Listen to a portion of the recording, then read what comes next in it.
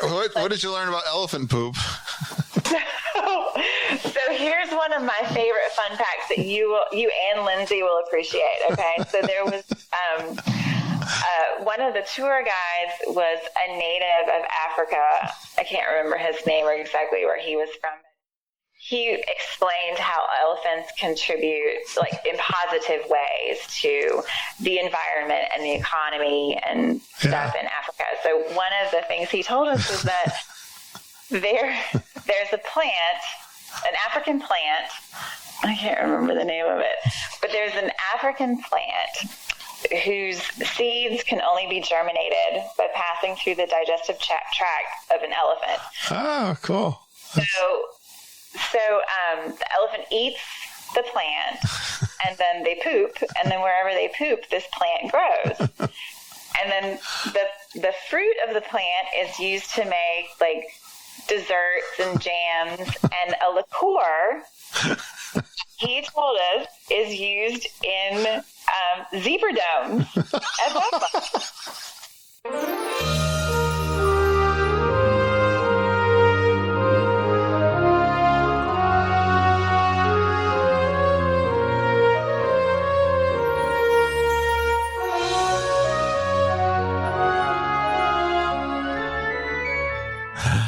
Hey, Disney World geeks, Curtis Stone here, and welcome to episode 393 of the Geekin' on Walt Disney World podcast. This week, we got four friends who live near the magic, and they share their favorite resorts, restaurants, and more. And I recorded this show on New Year's Eve. Yeah, I got a bit of a backlog to get through, but I've been having fun chatting with Disney World fans and geeks for over 7 years. If you're new to the podcast, welcome. I started the podcast with my daughter, Lindsay, and we started talking about our Disney World trips. And then we brought on Disney World geeks to tell their trip stories. And our listeners are so positive, caring, and generous. And we encourage a family atmosphere here. And before too long, they started calling me their podfather. And I continue to bring on the listeners to tell their Disney World stories. We'd love for you to join the Geekin' family. We have an amazing private discussion group on Facebook. Search for Geekin' on WDW family in Facebook. You can ask questions, share your trip pictures, and engage with some of the best Disney World geeks out there. And we're also independent Disney authorized travel agents with Fairy Tale Concierge. So whether you're new to Disney World or you'd like to chat with us about your trip ideas, we'd love to be your Disney travel guides, and we'll help you book your room and those dining reservations. And many of our listeners love to book their trips with us. And I've got Auntie Judy here with me. She is sitting in the background getting ready to go, but you can contact Judy and Mama at travelandtiaras@gmail.com. And they'll set you up and take care of all your travel needs. Now I'm going to bring on Auntie Judy. Mama's out for the week. We'll talk about, she's not feeling too well, but we're going to do the talking with the traveling tiara.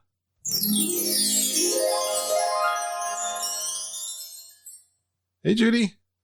Did you notice how good I was? Hi, Curtis. Oh, my gosh. I was wondering if you're still there. I'm behaving myself. And you got a new microphone and headset. I do. Can you hear me all right? Sounds awesome. You look like an air traffic controller. Well, that's because Casey flies, so I'm getting ready. You're playing the part.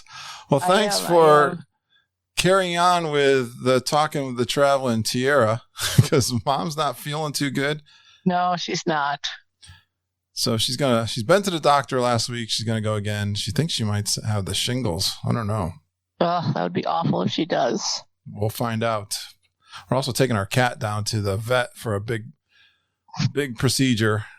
He's 16-year-old gray tiger is going in for a long procedure and all week. And yeah, there's a whole thing going on, but we're going to talk. I got a couple. Be good when you get him back, when he comes home. I'm hoping that he's going to be all cured. Yeah. A thyroid problem they're dealing with. I got a couple of news items that I wanted to ask you about, and I hope you did your homework. I did my homework. So the big announcement was this new Mears shuttle service replacing the Magical Express, I believe. Can you? I have lots of information. Tell me what you think about that announcement. Well, I know that Disney didn't always have their free shuttle service, the Magical Express. It hasn't been out maybe about 15 years. And before that, people had to, find their own way to get to the park and to their resort.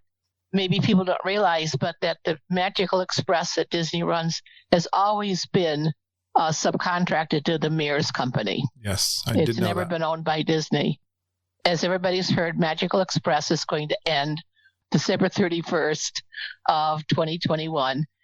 But starting on January 1st of 2022, the Mears Transportation Group will launch its own direct shuttle service to Walt Disney World. And what I found out is that this is from Mears. They will be aboard what they call high occupancy vehicles, which I guess are the same buses that they're currently using. And they're going to offer similar amenities. They're going to have luggage handling service. They're going to have return trips, convenient staging at the airport terminal that you currently enjoyed. The only really big difference is they're going to have to pay for it. Yeah, I figured that was going to be the difference. They haven't announced. They haven't announced yet what the fee is going to be. Okay. And I'm sure it'll be per person. There'll be some kind of charge. There you go. So I kind of figured this was what it was going to be. Yeah. Well, it's not a surprise, but it's... They said that you'll be able to make reservations for this starting in May of this year. Okay. So if you're traveling and starting January next year, in May, you can contact Mears, and they will have a link on their website. Perfect. And we'll post that also when we find out what the link is. All right. Now we got that all cleared up. Yep. I had this in my notes. Contempo Cafe doesn't allow mobile order if you're not staying there. Did you check that one out? Yes, I did. I think this could have come from one of our conversations during the Zoom call, or maybe it was during our Clubhouse call. We did a couple of Clubhouse calls this week, too. I actually tried today to mobile order from the Contempo Cafe, even here in Connecticut. Yeah. And as soon as I pushed Contempo Cafe on mobile ordering, I got the message that said it's only available for people who are guests of Contemporary Resort. Wow, you really tested it out. Yeah. So then I thought, well, I wonder if that's because I'm in Connecticut. So I went to Kona mobile ordering, or not Kona, but Captain Cook's. Went into Polly, went to Captain Cook's, and it would let me make an order. Yeah, interesting. I tried the Beach Club Marketplace. I could mobile order from there. So it sees that it's just the Contemporary. And this is my thought. First, people are saying, well, it's because it's been so crowded. It's the Easter break and all that. I think that Disney's trying to put a stop to people who would mobile order at the Contempo Cafe, park their car in the Contemporary parking lot, and then walk over to the Magic Kingdom for the day. Yeah, that's what we... That's my thought. That is what we were talking Unofficial. about. Well, I'm glad you did an official test. But I did an official test. Prove that out. Good job. As of today, still can't do it. All right, switching gears to another totally different... This, again, I think came from the little bit of Clubhouse we were doing. What'd you think of Clubhouse this week, Judy? I enjoyed it. I really did. What I liked is that we had a few different people that haven't joined our Zoom call as much, and we had more conversation. It's all just an audio platform. You have to be an iPhone or iOS user at this point. You have to be invited. If you need an invite, let us know. We've been talking about it in our private Facebook group. But yeah, it's kind of like just getting on a party line call, and all the geeks really have joined us. So far, it's been don't have, I thought at first I wouldn't like it, but it was kind of nice to just be leaning back in my chair and chit-chatting with people and not having to worry about, am I dressed properly? Does my hair look good? You could do it in your pajamas if you wanted. Exactly. I like that. Or go out for a walk even. So exactly. You don't have to worry about the video.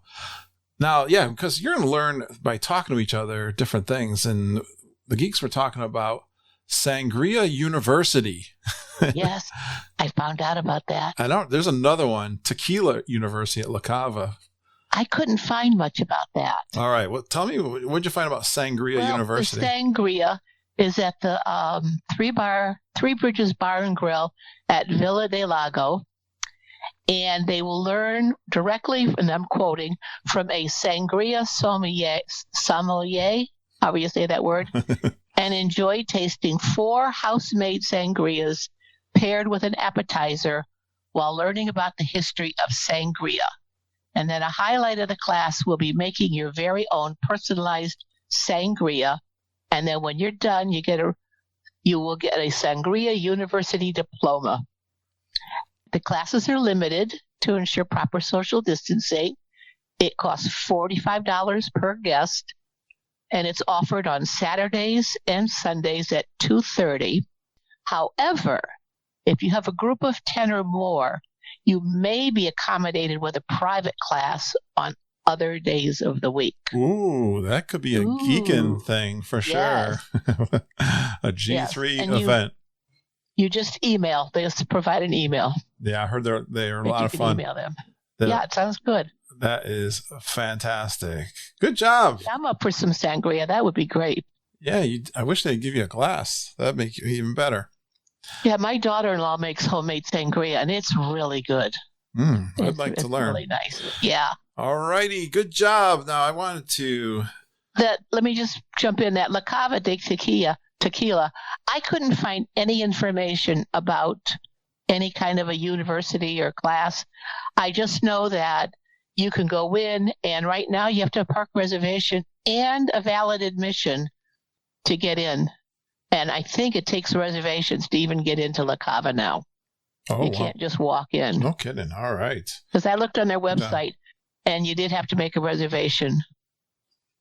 I love these little special events that Disney World will put out there for us. Definitely take advantage of those. And now... That's a cool little place. One of the topics I wanted to cover with the Traveling Tiaras are hidden magic. Did you come up with a hidden magic for this week? Well, I found some Disney history. Okay. I know you like that. Yeah. So this is all about Journey into Imagination and Dreamfinder and Figment. Yep. Favorites of a lot of people. So the Dreamfinder and Figment, they were at Epcot for the opening in 1982. But the ride Journey into Imagination didn't open until March 5th of 1983. Okay. And so for 15 years, Dreamfinder and Figment would walk around the future world and interact with the guests. I know. And it was really cool because it looked like the puppet Figment, the Dreamfinder, would have his hand in the puppet so the puppet could do different things. And I know when we were down there one time with the boys, that Figment was really mischievous, and he would grab with his little beak, he grabbed Matthew's hat and would throw it off into the distance and peck them on the head. And it was really neat. It was a great interaction. And at that point, Figment, Dreamfinder and Figment were sponsored. The whole pavilion was sponsored by Kodak.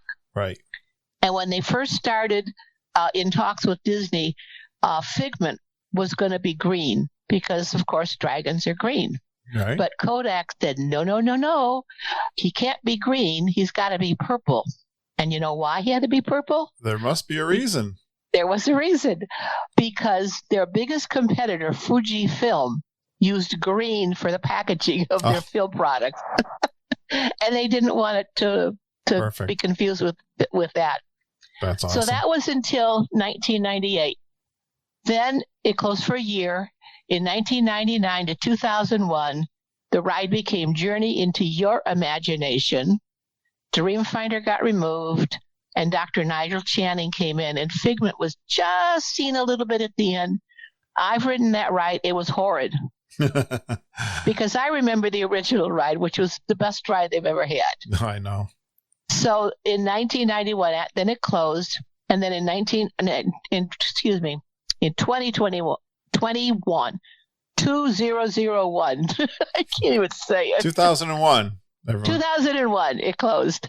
In 2002, it opened the way we know it today. Excellent. And look back it at doesn't Figment. have Dreamfinder. Yeah. No. And I also found out that the song One Little Spark was written by the Sherman Brothers. That makes sense. It sounds like a Sherman Brothers classic. Yeah. But for anybody who's ridden the original Journey into Imagination, it was an amazing ride. It was so much better. There was a point where you go through the ride, they took your picture on the ride. Yeah. It was much longer. it was just really great about all the different things your imagination could do, from writing books to painting to having, mystery stories to making movies, all the different things your imagination could come up with. And then when you got off the ride, they had a phenomenal room for the kids to play in. I know. And you better than you got home videos when you took your kids do. that I've watched. Yeah. It was just fantastic. I don't even know it was kind of camera you used back when you took those with the kids. But, it was one of those little 9mm amazing Dobby shoulder you had. Yeah. Not surprised, I guess. All right, good one. That's my little history for this time. I got one for you. Mine's the Imagineers love the history of Disney World and the Disney company, and they always pay tribute to lots of important people. This one, I'm reading from a book. I got a book called The Hidden Magic of Walt Disney World. It's by Susan Venice.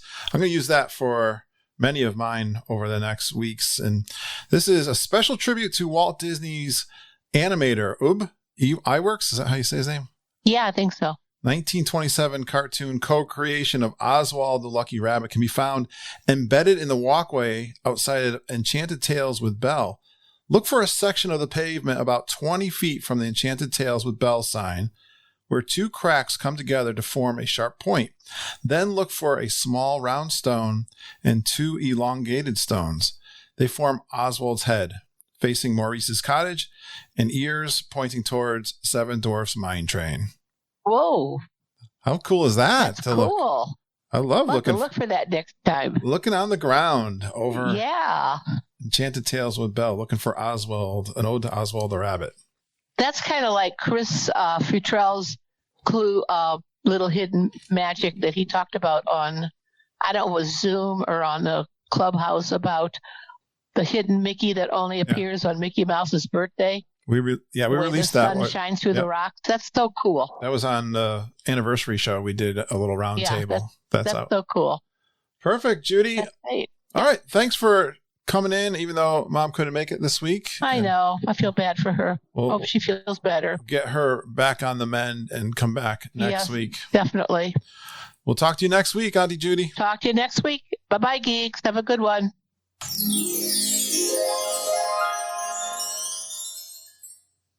Okay, now it's time for the featured trip report. Actually, this is a roundtable. I did this roundtable back on New Year's Eve. Yes, I've been trying to catch up with my backlog. Finally got all of last year's recordings getting out to you. This is Caitlyn, Tasha, Britney, and Brooke. They're going to talk about what it's like to live down near Disney World. They're friends that live there and go into the magic. You'll be glad to know the magic never leaves Disney World, even though you've left your vacation. It's still there, even if you live there. We're going to talk about some obscure or rare things to do. They've got a list of bucket list things they like to do on every park. They're going to go over some of their favorite resorts, restaurants, quick service, snacks, and more. And this week we learned the magic never ends at Walt Disney World, even if you live there. Grab some of your friends and let's chat Disney World with friends Caitlyn, Tasha, Britney, and Brooke.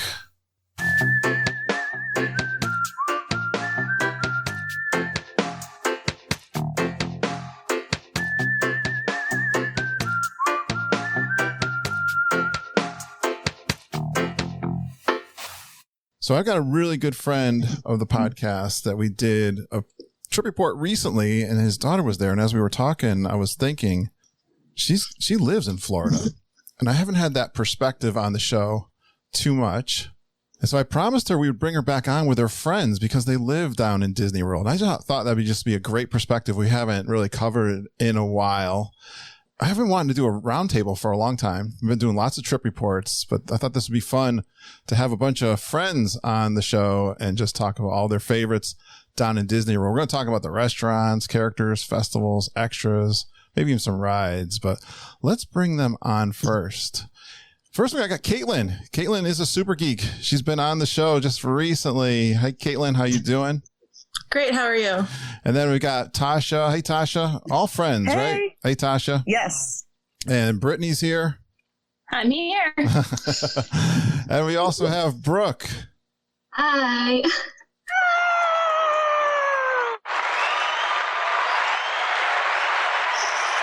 I told the audience to hold back their cheers until we had you all introduced. How you guys doing? Are you having you guys on vacation? Yes. Yes, we are. How come you're on vacation all together, all four of you? We're all teachers. All right. So, Yes. break. Excellent. So I thought this would be a great opportunity. I'm on vacation this week.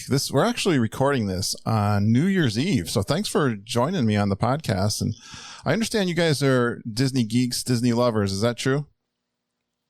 That's an understatement, I think. So Caitlyn, tell me, how did you end up living in Florida? I actually I liked Disney growing up, but I was never like, Disney. I just hate cold weather, really.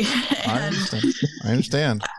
now it's cold in Florida, but it's generally not. I actually knew that like Tasha was living down here, so I would have friends if I moved here. And it's become something that I've really liked. But it wasn't something that I grew up knowing that I was going to move to Florida. Warm weather is a good thing, especially as we start digging into January and February here up Northeast. So I understand that. Exactly. And Tasha, so I understand you guys were college roommates, right? Tasha and Caitlyn? Yeah, we were in the same sorority. So our college actually has a program where they send us down here to do student teaching. So I moved to Celebration for my last semester of school, and then you just learn to love the area and stay. I love that story. That's perfect. I'm really excited to hear what you guys think about living next to the Disney magic. And so, Brittany, how'd you get mixed up with these ladies? Well, I am from Pennsylvania originally. And so when I decided I was going to become a teacher, of course, with that comes, where are you going to teach at? Well, there are very few teaching jobs available in Pennsylvania. And so there are many teaching jobs available in Florida. And so that was kind of my target area because of Disney. And so my job search became, which school districts are closest to Disney? Let me go apply to them, and then we'll find somewhere to live that's close to my school and close proximity to Disney as well. So that's what I did, and here we are. Excellent story. And Brooke, how did you end up there? My story is pretty similar to Brittany's. I fell in love with Disney when I was younger. I took my first trip in 2003, and I remember meeting somebody who was there to take pictures of Wishes. Wishes has my heart. And he was a local, and he was like, yeah, I just come over for the fireworks at night. And I thought that was absolutely incredible. And so it was always kind of in the back of my mind, like I could live at Disney and go just for fireworks. Yeah. And then like Brittany, they had teaching jobs down here. So I kind of took that and ran with it. And here we are 4 years later. So how are you guys, before we're going to get into the resorts and restaurants and all that, but I am really curious. My dream is the one to be a snowbird, at least. I think I've kind of settled on that. You think of like the same thought patterns you guys have gone through. I'm thinking the same thing as I'm getting closer to retirement. I'm trying to do that plan, but I've got so many family obligations. If you want to call it, that sounds like kind of cold. It's not family obligations. My family's here and my kids are here. And if they start having kids, I don't want to be away from them. I'd love to be down there in the winter. Like you, Caitlyn. I don't like, the older I get, the more I hate the cold. Mm-hmm. Have you enjoyed, what's the good part of living in Orlando area? Well, besides Disney and besides that it's not cold. Yeah. Do you lose the magic, I guess, is the question. Let's go with that. Oh, everyone's shaking their head no. No. Thank God I got the right people here. I mean, I picked up Brittany on the day that the park reopened, and she and I were both like tears, like, let's go. Like it was so, I mean, we go all the time, but still we were like, it's so exciting. I love to hear that. You know, I try, even though I don't live there, I think I don't ever want to lose how grateful I am of the place and the feelings I had when I first went there. And my audience, I know how they feel, and they've been coming down. They've been coming down during this tough time, and they've really, I don't know, they've really given me hope that we'll all be back there real soon in strength. Although it'll be crowded again. But Tasha, so. Are you the biggest geek of the group? I say we all have our geek parts, but I live the closest, so I definitely go the most. All right. And so I guess the magic hasn't been burst at all for you. No. So I made a list of things I wanted to do in 2020. And so it was to go to Disney 100 times. And I actually did make it to my goal on the last day before my pass blacked out. I always wanted to find something different to do or see every time I went too. So that was one thing I always, I try to do something different. And even after going that many times, I can still do that. So were you successful? Did you have a list of how many things? Well, how big was your list? Well, my original list was a list of 20 things to do in 2020, but they weren't all Disney. But the one for Disney was to go 100 times. And I just wanted, it was, different. Oh, yeah. What's an example of something that was you wanted to do? Is it something new that you were trying to do? At Disney specifically, no. Just wanted to go 100 times. And because I felt that I've been, but was I going and doing the same things over and over again, or was I exploring new things? So when park hopping was still going, one of my things was I could not, one day was one day. So if I went to Magic Kingdom, then Animal Kingdom, then Hollywood Studios, that was still one Disney trip. Yeah. Okay. Yeah. That makes sense. All right. But I still have not ridden every single ride at Disney. No kidding. What's missing? The carousel, like the actual carousel at Magic Kingdom. I go every time. Now we know what we're doing when we're all back together. I wanted to ride every ride in one day, and that was going to be the grand finale to do everything. How close did you get? I haven't. Because of everything that happened, it's too hard. Yes, I gotcha. All right, Brittany, what was my question? What's it like living close to the magic? Piggybacking off of that, you said you lose the magic, and I feel like you appreciate the magic even more. Oh, cool. And like Tasha said, she went 100 times, and we've all been there hundreds of times since living here, and there's still new things to do every time you go. You start to appreciate the more obscure Disney things that the typical vacationer just doesn't care about, doesn't know about, doesn't want to go and spend the time doing. And that's kind of our MO when we go. Caitlyn's dad actually made us a bucket list, which got kind of off the rails because of the pandemic and the shutdown and whatnot. But that's kind of the goal of that bucket list, is all of these little things that most people aren't going to Disney to do. What else is there to do besides the characters and the rides and the shows and fireworks and all of that? And that's what this friend group spends the majority of our time doing when we go. All right. You just gave me a question to ask you guys, so I'm going to follow up with that. But let's let Brooke give her take on the same question. I think pretty similar to what everybody else has said. It's different. And sometimes I kind of miss the build up to a big trip and knowing you're going to go and stay at a resort for a week and be in the bubble, where we kind of go in and out of the bubble at least once or twice a week. So that makes it different. But on the flip side, we get to do some of the things that you don't always make time for on a 1 week trip, when you're just running to get to the rides and the shows and all of that. So we get to explore other areas of Disney that we wouldn't have gotten the chance to if we were staying. So you guys, I think going with what Brooke said, since we are pass holders and we can leave the Disney bubble, if I get tired or I don't feel good or I don't want to, we can just leave. Yeah. There's none of that pressure. I'm paid for it, I'm going to stay here. So I know some family vacations get I'm on this schedule, I have to do it, I have to go. And we're just we had fun, but now we want to leave. And so there's never that I have to be at Disney. Yeah. Feeling. Yeah. That's great. And all right. So Caitlyn, the question then is, what's something, maybe this year, what's something that you did that was a little obscure or new, something that people might not know to do? One of the things that I wanted to do but have not been able to do that was on that bucket list was some of the resorts offer the painting classes. Oh, really? Where you're all doing the same thing. And that was one of the things that I'd really wanted to do. Unfortunately, a lot of them are during the week. And with teaching, I can't do that. But there was some during spring break. And that was the week that everything shut down. But I was I'm going to go during spring break. This is going to be great. And it didn't get to. So you don't have But that was the one thing that I wanted to do. You don't have to stay at the resort to take advantage of that? No, you just have to sign up. Do you know which resorts do that, Caitlyn? I know Beach Club, I think, did. Contemporary, I think, did. Maybe Boardwalk, maybe.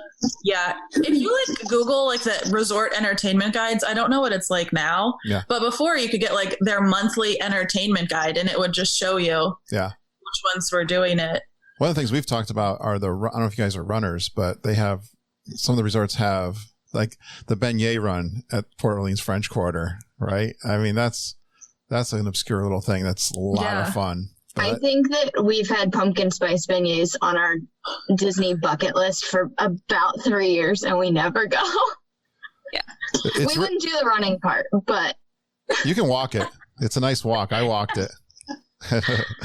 No, you're right. It's good. It's heartening to hear you guys say you have a bucket list and you still haven't filled it all, even though you've been to the parks 100 times this past year.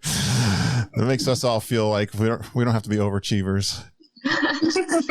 So Tasha, what's something that is a little out of the way that maybe on your bucket list that you did this year that someone might not think of? Besides the going 100 times, one of the things I did during that was I took a picture every single time, but I tried to take pictures of things that weren't, I don't want to say Disney cliche, but I didn't want to put 25 pictures of the castle on social media.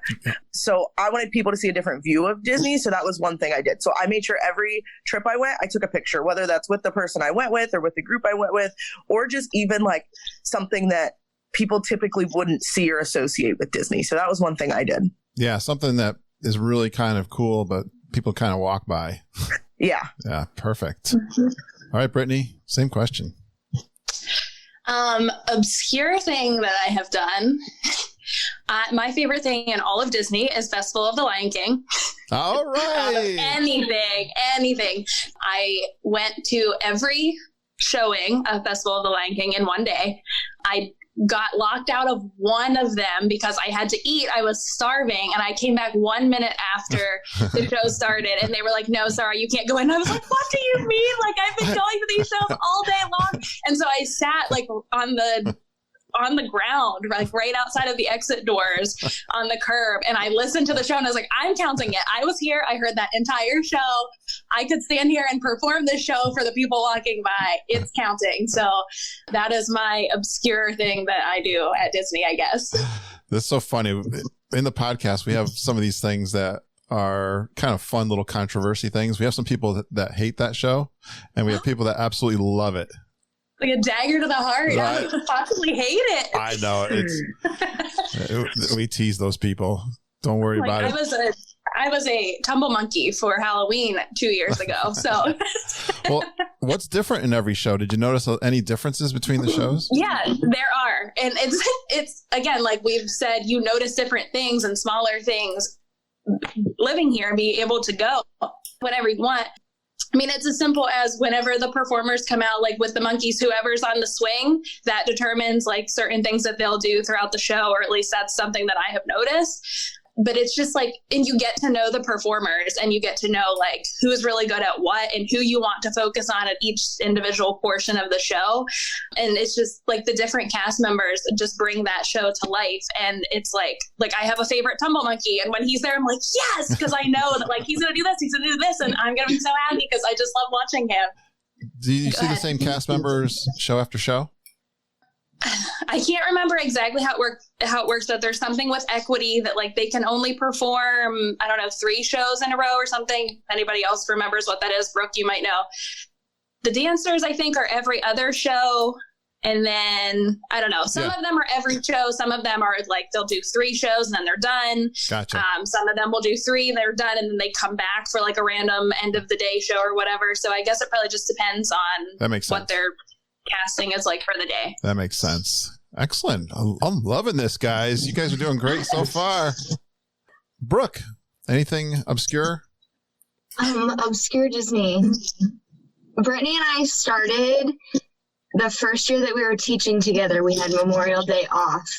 And I don't know exactly how we came up with the idea, but we decided that we were going to visit all 4 parks and do the most American thing in every park. So we started at Animal Kingdom and we went to Dino Land, and then we did American Adventure, Hall of Presidents, the Muppets, because it's a salute to all nations, but mostly America. So we were sad to miss it this year. We were hoping we could make it up for the 4th of July, and then the parks still weren't open. So I love this creative thing that you guys are doing. And then I think it's great for an audience like mine who are geeks. And if they're going down for, a vacation, they're looking for these kinds of things. So I appreciate, I would love to hear your bucket list stuff, and maybe we could connect Right? and get a list from you guys. If you have it written down, I'd love to share that with my audience, because Absolutely. we're always I'm looking. sure we could write them down too. Yeah. And probably if have more than anybody we has think. another idea Yeah. that we could do in every park, Yeah. we would gladly take on the challenge. Yes. I've encouraged my daughter and I, when we were down there by ourselves, did a quest to go through all 4 parks, and we picked something like to pin trade, to ride, one of the thrill rides, talk to a cast member. I'm trying to remember. I always have a little hard time thinking about what we do, what we can, and eat like a snack, Mm-hmm. but what could we achieve and get it done? Because it still is kind of challenging. Yeah. Yep. Another friend and I did all 4 Christmas trees last year, and we did Springs and the Christmas tree trail. And that was quite the challenge. We started a little too late in the day, so we were a little bit rushed, but that was another fun one. That's Christmas trees all over the property? We just did the 4 big parks and then Springs, but Okay. I know the resorts have great trees, and so Yeah. we could have expanded. Yeah, to get to all the resorts would be kind of logistically tough. Yeah. Nice. All right.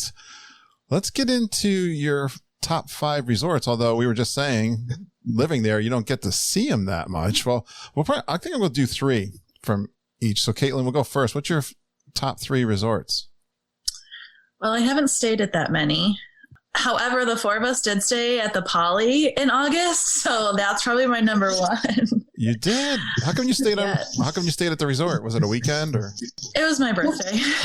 So we stayed for the weekend and to use the pool. So that one's pretty great. I really like visiting Beach Club. I've never stayed there. Yeah. You just The named other ones I've stayed at are like all stars. So my top 2. So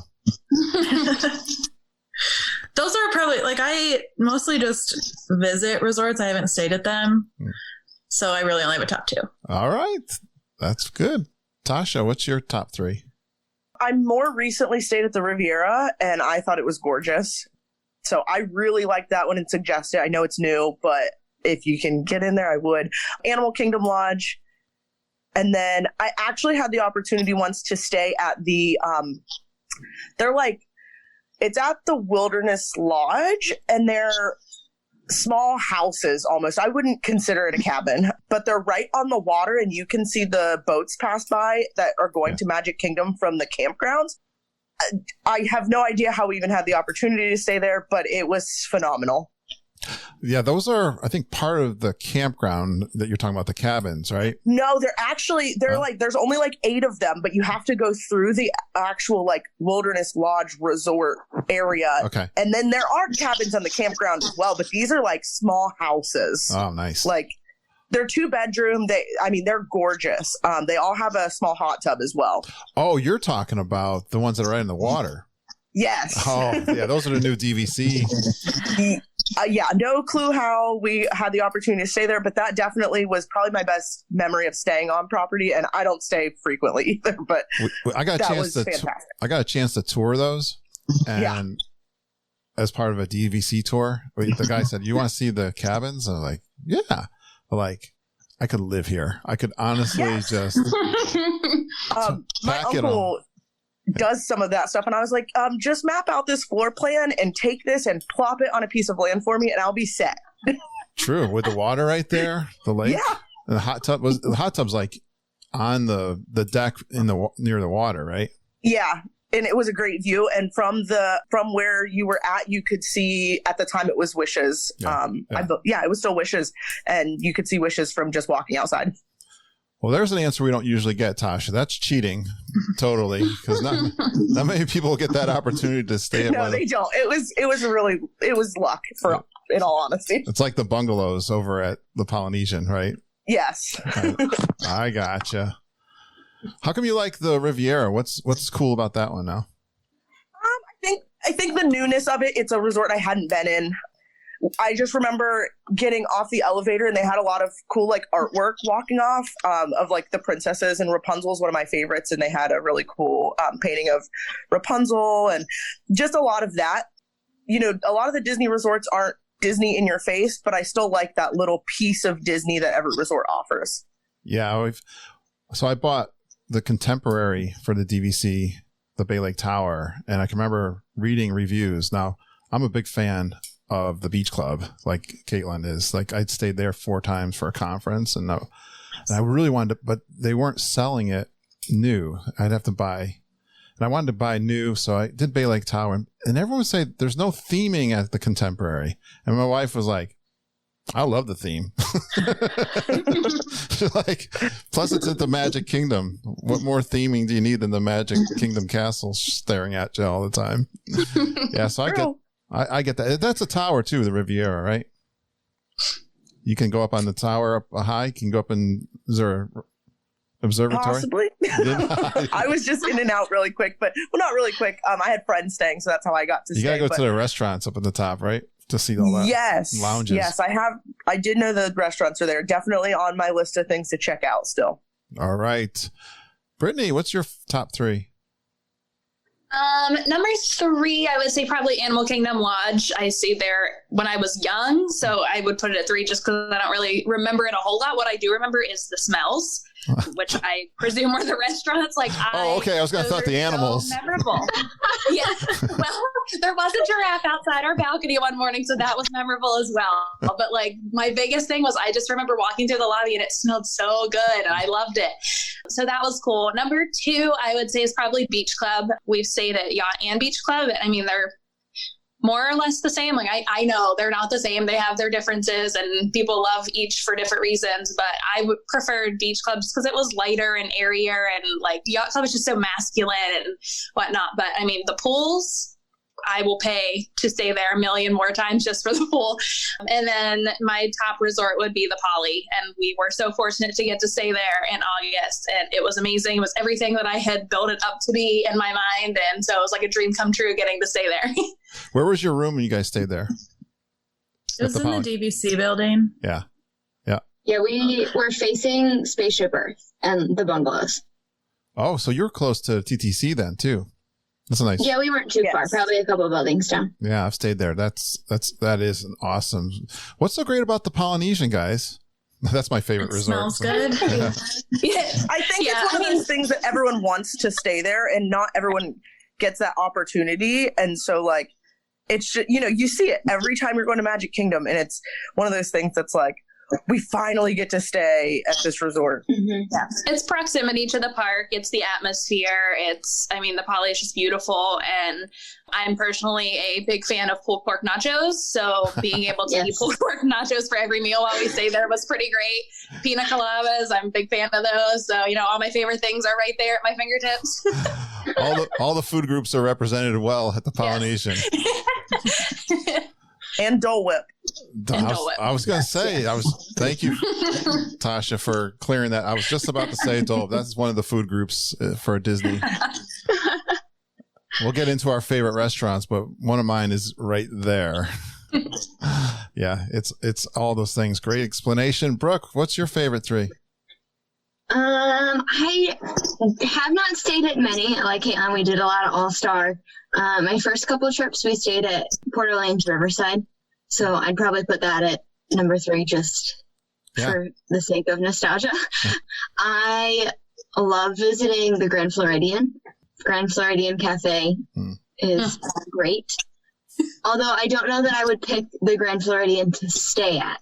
Like, if I had my choice, I don't know that would be like up there. How come? Number 1, just like everybody else, the Poly for sure. And even before we stayed there, I would have said that. So. Oh, I'm glad it lived up to its reputation. How come why would you think you wouldn't stay at the Grand Floridian? I love the theming of it. I love how fancy it is and how fancy it feels inside. And so personally. I just feel like my theme park self and Floridian don't quite line up. I feel like I would feel out of place, like going to the theme park in the morning and coming back in my t-shirt. I've wanted to stay there for so long, and I had the same feeling after I stayed there. I was like, I guess I'm not a formal person, like I didn't know already. Right? Like I didn't know. It is really great at Easter. They have like the chocolate Easter eggs, and of course at Christmas time the gingerbread house and all of that. So it's great to visit and beautiful to walk around. Or you'll see one of those weddings that are just like going, yes. and everyone's dressed up. You know, you're casual, and everyone else is all. Yeah. Yeah, I understand. But now, how about the walkway between Grand Floridian and Magic Kingdom, right? Yep. That's kind of a game changer. Absolutely. Yes. I've been saying for years that it was a no-brainer to put that in there. It's like, thank goodness they finally did that. I know. We were wondering there must be a engineering feat they got to pull off or something. Because I was always thinking, where they put the magical, what's the electrical parade or whatever, the water pageant. I don't know how they have a little bridge over that now. Did you guys see that? I think they do. Yeah, they must. I don't know if it's still parked over there, but perfect. All right. We love talking about food, and I'm expecting Caitlyn's eyes just went out. And I know better than this not to eat my breakfast before doing this podcast, but I've done it again. So, but Caitlyn, we're going to go over our top restaurants. We want to talk sit down first, I guess. Yeah. Yeah. Can we do 2 rounds? Can we do a sit down round and then a quick service round? Absolutely. That's a great idea. What's your top sit downs? Top 3? Well, Garden Grill is going to be my top. And I don't even know that I think the food is like phenomenal. I think the food is really good, but I'm obsessed with Chippendale, and that's the only restaurant you can find them at. I'm not surprised with that one, though. You don't have to be embarrassed with that one, because you know what? I've asked this question to a lot of people. That one comes up a lot. It's one of my wife's favorites. She makes me go all the time. So I love it. I'm a fan. It's Chippendale. Yeah, they're best. Did they ever try to pick your nose? Did I ask you that before? No. All right, they didn't. They did propose to her, though. One of them. I don't remember which one. It was magical. What did they do? They proposed to her. Oh, that's even fresher than picking your nose, I think. Or they were trying to pick each other's nose. I forget. They're a lot of fun. Perfect. Okay, what's number 2? I really love Beaches and Cream also. Yeah. I mean, I know you just talked to my dad and I, and Olivia's was like really good. I know. I was just telling someone last night, we were on a Zoom call, and I was telling them that you liked Olivia's fried chicken better than Homecoming. It's true. That's you, I really right? Did. Yeah. Yep, that's me. I didn't forget that. I will stand by that. I love little tidbits like that I can share with the audience, because I think Olivia's is a hidden gem that we've discovered because we stayed there too. When my dad was coming down, these were the friends that he was going to take, and we were like, I don't like seafood. I don't want to go. And then we went there, and I was like, hey, we all should have come. This is really good. Hate to admit it, right? But this was really good. Don't tell my dad, but... Did we miss you? What's your top one? Or did you went 3, 2, 1? I went 1, 2, 3. Oh, 1, 2, 3. Okay, what's number 3? All right, Garden Girl's 1. Number 3 was Olivia's. But also, Hoop-Dee-Doo, like, I don't know if that counts as a sit-down. Like, that's got to be, like, number 1. It's a little bit cheating because they got the show there. Does that fit in, or is it the food? I don't know. I mean, the food there's good. Yeah. I don't know. I couldn't choose between Garden Grill and Hoop-Dee-Doo. Like, if you told me to choose, I couldn't do it. Hoop-Dee-Doo and Garden. Yeah, that makes sense. I mean, it's sort of cheating. What do they get you over there? $75 a pop? Yeah, everyone's going shaking their head. Yes. Yep. Would a we still pay it. Yeah. Would a signature restaurant get you at $75 a person? Probably. Right? It certainly could. Yeah. But you get the entertainment too. Does the show change every time? It's very similar to Festival of the Lion King. The like frame, the bones are the same, but you get your favorite, like Brittany has her favorite Tumble Monkeys. I have my favorite Six Bits, my favorite Dolly, and how many get times? excited every time. How many times you've been to Hoop-de-Doo? She's embarrassed. 15 to 20 times. Lost count. Well, they do a lot of audience participation too, though. Right. That would change it. The audience members fun, I guess. I've been to shows where they're way more interactive and other ones where they're kind of just like sitting there. And obviously the ones where the audience is more into it, it's a better show. Yeah. There's a tip for everybody. And I say that even when you interact with any of the entertainment out there. Play along. Have fun. Absolutely. Drop the attitude. And that's what people are like, I didn't have fun with these characters and I don't want to be rude, but you were probably kind of lame. Like, exactly. All right, Tasha, top 3 sit-down restaurants. Okay, before I make my top 3, I do have to start by saying I love characters. Okay. Like any character. I love character meals. So I definitely have 3 of those in my top 3. I would say number 1 for me is Hollywood and Vine. And I know a lot of people don't agree that Hollywood and Vine has great food. I've always had a fantastic experience at Hollywood and Vine. I love that. I don't like that Hollywood and Vine gets criticized a lot. Yeah. Yeah. And why do you like it? I honestly love the food, but the characters is what gets me there initially. I think they're still doing it, but they change the outfits of the Fab Five every season. Yeah. So you start with, I think right now would be Minnie's Hollywood and Dine. So they're in like elegant costumes. Then it's going to be the springtime, then the summertime, which they're in like bathing suits and it's super cute. Then the Halloween and then Christmas. So there was one year I went for all 5 of those. If anyone says they're coming to visit, I'm like, we have to go to Hollywood and Vine. Even if they're not huge fans of the food, the character interaction alone to me is what makes that restaurant. And Tasha, it's open right now, but they're doing like a family style, right? I'm not sure. I haven't been recently, but I think that's how it's going. And the characters are still making appearances. Yes. That's so right. I would say it's still worth it, in my opinion. I love Hollywood and Vine. I love that choice. Tasha has a tip for that too. All right. To get the best character interactions. Do you remember? Oh, you is it when we had to ask why Minnie and Mickey? Nope. Okay, I don't. Well, one time I asked Minnie why he wasn't, or Minnie why her and Mickey weren't married, and that is fun. Donald as well. Why they're not married? Daisy and Donald. Mickey and Minnie. And then the characters like start to feud, and it's just funny. Like they'll go and grab the other one, and like Minnie, Mickey and Minnie, and they'll kind of point to their hands, and it's fun. I've always had great interactions there. Caitlyn and I actually went for Halloween a few years ago, and like I think we danced with every character and got it on video. Like I just think they're so personable, and you're eating dinner. I mean, I think it's great, and the food's always good. I love it. What I was thinking, Tasha, is you always get a later reservation, like a late night one, because then there's not so many people and they spend like more time with you. Whereas if you go at like mealtime, they're like, hi, gotta go by. Hi, gotta go by. So that was Tasha's tip. Yep. Get the 7:30 and on. I think I just do it, so I don't even notice that I'm doing it anymore. Anything past like 7:30, you're good, because people obviously do take their little ones there, and a lot of the time they don't want to eat at 7:30. Where as an adult I can wait to have the better interaction with characters. I'll eat later to get that. And I think, to be clear with that tip you were given about talking to the characters, know what to say to them that will get a reaction, right? Yeah, definitely. A fun reaction. You can Google probably a lot of that stuff and know if you know their character, especially if it's like one of those face characters, like they'll go on and on and on.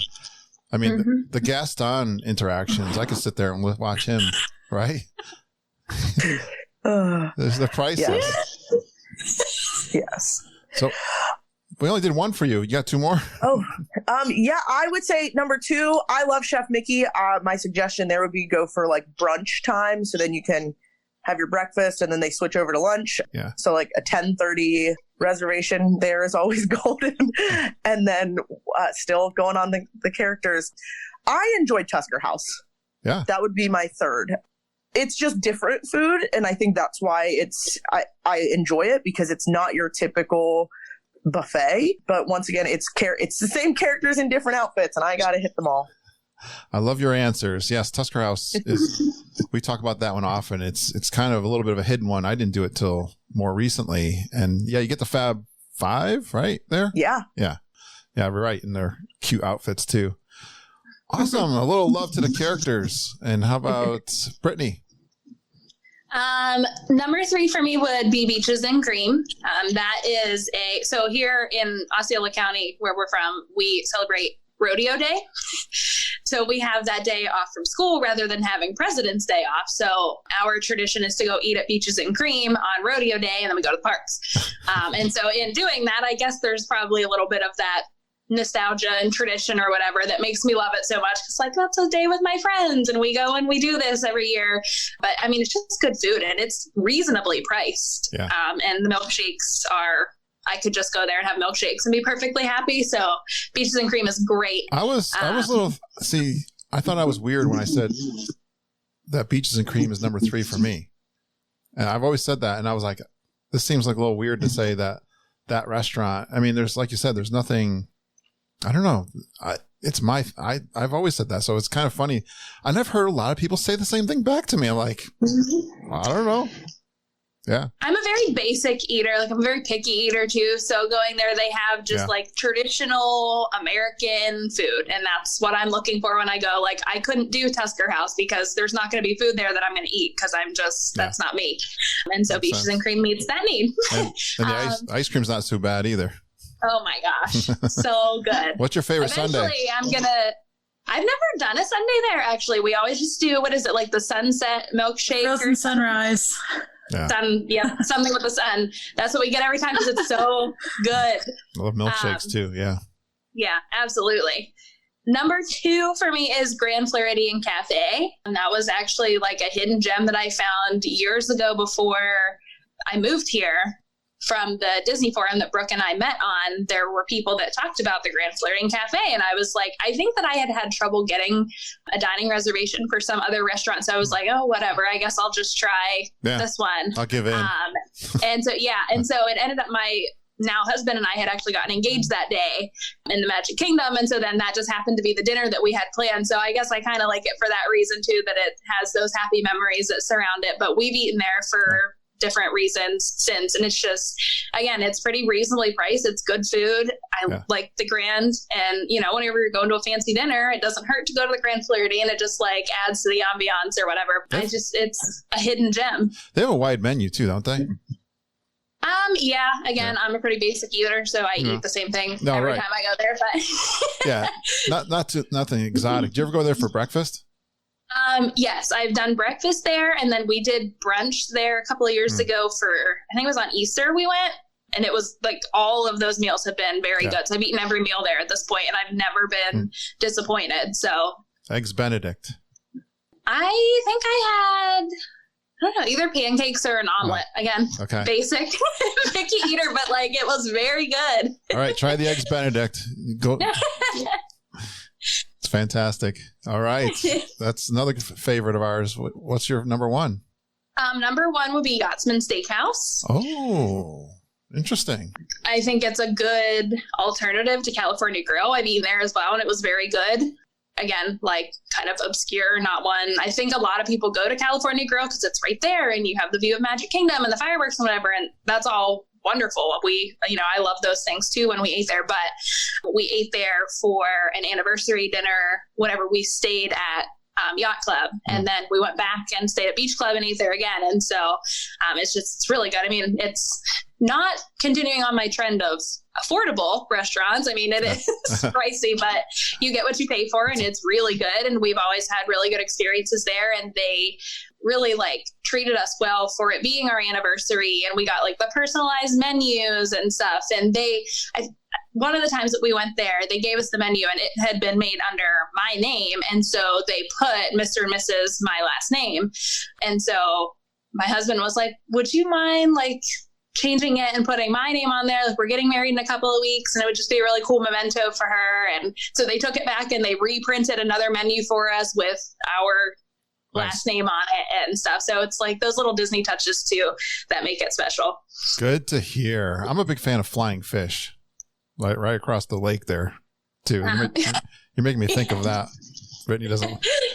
Caitlyn doesn't like it. No seafood for us. Oh, no seafood. I got you. You don't have to have seafood though. I've had a steak. They have the most amazing tomahawk steaks there. That's true. We learned with the chicken at Olivia's apparently that you don't have to have seafood at a seafood restaurant. Don't shake your head yet, Caitlyn, until you try it. I think lesson learned. I think that's very common, that these places that are known for seafood, but they have, my gosh, they have some of the greatest steaks, but it's the same. I think they have the best service I've ever encountered on Disney World. So there you go. And you live there, you can go try. Add it to the list. Let me know. All right. Brooke, top 3 sit downs. Okay, every time that somebody said something, I thought of another one to write down. Your flying fish comment just reminded me of Trattoria. Yeah. And their pasta, I don't remember what it's called. It has like the little bits of bacon and they cook it with egg. Honorable mention to Trattoria. All right. I would say number 3 is Grand Floridian, the cafe. Yeah. Breakfast is awesome. They have this little like waffle, I don't know, like it's not really like a waffle bar, but they bring you like the toppings and everything on the plate. Yeah. So good. Number 2, Homecoming, even though Caitlyn said we got a riff in the friendship here now. The mac and cheese at Homecoming is incredible. Always a good one. And then my top would be Beer Garden in Germany, probably. Wow. One of my favorites. I know the 4 of us just went. We're trying to eat our way around the world. So that was stop number 1. I think I was the only one who had been there before. Maybe. Yeah, I think so. So it's a little different now since it's not buffet and some of the good stuff was missing, but always a good one. I'm a big fan of all the buffets, so Beer Garden has a special place in my heart for sure. Yeah. I love this eating around the world. Now you're not doing that all in one day, right? Oh no. I don't think that's possible. Doing one sit-down restaurant a month in Epcot. So like one country a month is our goal. How far have you gotten? In no particular order. Okay. Yeah. How far in are you? We're 3 months and 2 countries in. Oh, bummer. I wanted to ask you what your favorite one was at Epcot. All right, let's do that before we do the quick serve. One favorite quick. Which one do you think is your favorite Epcot restaurant, Caitlyn? I actually ate at. We just did San Angel Inn, so the one inside the pyramid, but the sit-down one that's outside. Yeah, La Hacienda. Yeah, I think that one's phenomenal. Yeah. I think that one's so good. We ate at the pyramid for the experience of eating inside the pyramid. Yeah. And I thought the food was good, but I think the sit-down food there at Hacienda is way better. We've heard that before. You're not the first to say that. How about Tasha? What's your favorite Epcot sit-down? I don't know yet. I will update you once we're done. That was unfair. I don't think I've had enough restaurant experience in Epcot yet. Even, like I said, living so close. Sometimes you take advantage of the fact that you live close, so you don't go out to, you don't sit down enough at Disney because. Yes, I understand. I can grab Chick-fil-A on my way. I understand. All right. Brittany, do you have a favorite one? My favorite that has not been part of our challenge yet, but my favorite is Via Napoli. All right. Yeah. I thought you were going to say Regal Eagle. No, that was going to be mine, but I'm using that for my quick service. Yes. Oh, don't cheat. Yeah. I want to hear your quick service. All right, Brooke, what's your favorite at Epcot? I would go with Beer Garden since it's my number 1 overall. Oh, that's right. But again, I haven't been to too many. Via Napoli was really the only other one I've been to. I missed out on Mexico. Yes, definitely. La Hacienda is a great one to try out for sure. I agree with that one, Caitlyn. All right, Caitlyn, what's your favorite quick service? Top 3. I have a lot more of quick service. I had to narrow it down, and I still didn't get it to 3. Yeah, honorable mention. I feel like it's easier to eat at quick service, especially living here, because like Tasha said, I can go grab something. My top 5 are Sautuli's, Flame Tree Barbecue, Casey's, Pecos Bill, and Regal Eagle. I love Regal Eagle. So number 5 is Regal Eagle. Those are in no particular order. I like them all equally. Do them one more time. I wasn't keeping up. Sautuli Canteen at Animal Kingdom. Yeah. Casey's at Magic Kingdom, even though it's now closed. Pecos Bill at Magic Kingdom, Flame Tree Barbecue at Animal Kingdom, and Regal Eagle at Epcot. Do you eat vegetarian mostly, though?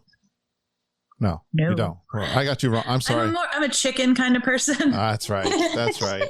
I got you confused. Sorry, Caitlyn. Those are all great ones. Yes. I want to hear more about Regal Eagle. Is there someone else has got Regal Eagle? Tasha. All right. All of us probably have Regal Eagle. Yeah, I was going to say, if you said what's your favorite, I would instantly say Regal Eagle. And I mean, I think quick service quick service is good. And it's what you pick essentially. I think my most frequented quick service is Pecos Bills, just convenience more so. But honestly, I would make Regal Eagle all three of those spots. I think it's affordable. And by affordable, I mean, you get a decent amount of food for what you're paying. Yeah. And I think there's variety. I think the desserts are good. Yeah. So I'm Regal Eagle all the way. Are you guys, so here's my funny thing. I have not gone there yet. This is like my most anticipated restaurant ever because remember when they had the Flower and Garden, they would have the big barbecue, right? Out front, that huge, I'm a big like outdoor cooking. I love doing barbecue and all that stuff. And I'm like, why do they have a McDonald's here at the American Pavilion when every season, right? They have like the worst quick service ever. Why can't they have this barbecue here? I've been talking about that for 20 years. And, well, they finally listened to you. And I think just the Regal Eagle and, being Sam Eagle. And I just think the theming's good too. And I like the atmosphere. I think it's great. All right. Here's one question. Maybe I'm asking the wrong people, but the one thing for my audience I haven't gotten yet. Did you try the beer? I believe I have. I'm kind of picky when it comes to beer. I don't have a wide palate range. I don't remember it, so that means it wasn't bad, if that makes sense. I'm thinking they don't have a great selection because I had one person say that to me, but that's okay. It's not. I would say it wasn't terrible. Yeah. Because I would have remembered that, but I would also say it wasn't memorable enough for me to say, "Oh, I need that every single time I go." I think that's the answer I'm going to find. Yeah, I think that sounds about what I'm hearing, but that's okay. It won't deter me. I mean, the food is fantastic. I'm going to eat around the world, Caitlyn. I'm going to do my Mexican nachos with my frozen lime margarita. I'm going to go over there. I'm going to hit that Regal Eagle and have a beer and something off that menu. Mm-hmm. And I may have dinner at Beer Garden. So. I'll have to get a wheelbarrow to get me out of that place. Nice. You got to walk all the way back there. It's fine. I'll walk it off, right? That's what they always say. It doesn't ever come true, though, for me. Brittany, what's your favorite quick services? These were all good ones.